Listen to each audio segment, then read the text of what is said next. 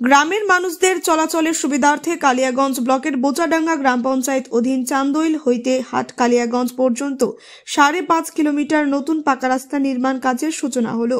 মঙ্গলবার দুপুরে রাস্তার কাজের সূচনা অনুষ্ঠানে উপস্থিত ছিলেন পঞ্চায়েত সমিতির সভাপতি হিরণময় সরকার, জেলা পরিষদের 3 কর্মাধ্যক্ষ নিতাই বৈশ্য, লতা দেব শর্মা এবং রামদেব সাহানি, পঞ্চায়েত সমিতির সদস্য রাখি দাস সহ প্রমুখ।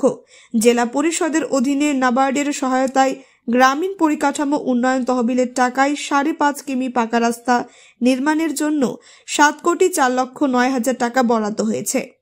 কোন রাস্তা এবং কত থেকে কোন ডিপার্টমেন্টে কত টাকা বরাদ্দ করা হয়েছে? এটা আমাদের উত্তর দিনাজপুরের কালিয়াগঞ্জ ব্লকের চান্দোল অর্থাৎ বোচাডাঙ্গা, বরুণা আর মুস্তাফানগর এই 3টা পঞ্চায়েতের সংযোগকারী চান্দোলের একটা রাস্তা। এটা প্রায় দীর্ঘদিন থেকে খুব সত্যি বেহাল অবস্থায় ছিল। এটা আমাদের WBSRD এর দপ্তর থেকে এবং আমাদের মাননীয় মুখ্যমন্ত্রীর বিশেষ উদ্যোগে এই রাস্তাটার কাজ আজ থেকে শুরু হচ্ছে। সর্বমোট 7,04,00,000 টাকার এই অর্থ ব্যয়ে এই রাস্তাটা খুব বড়সড় পাকা রাস্তা আগামী দিনে গ্রামের মানুষের জন্য এটা তৈরি হবে। যে রাস্তা থাকতেছে না সেই রাস্তাটাকে একটু চওড়া করা হবে বলে মনে করছি। হ্যাঁ, যে রাস্তাটা আছে তার থেকে অনেক হেভি রাস্তা এবং চওড়া রাস্তা, 5.5 মিটার অর্থাৎ 18 ফিটের একটা চওড়া রাস্তা হবে, যেটা আমাদের প্রধানমন্ত্রীর সড়ক যোজনাতেও এত বড় রাস্তা এই কালিয়াগঞ্জে কোথাও হয়নি। এই প্রথম এই গ্রামের রাস্তা তৈরি হচ্ছে।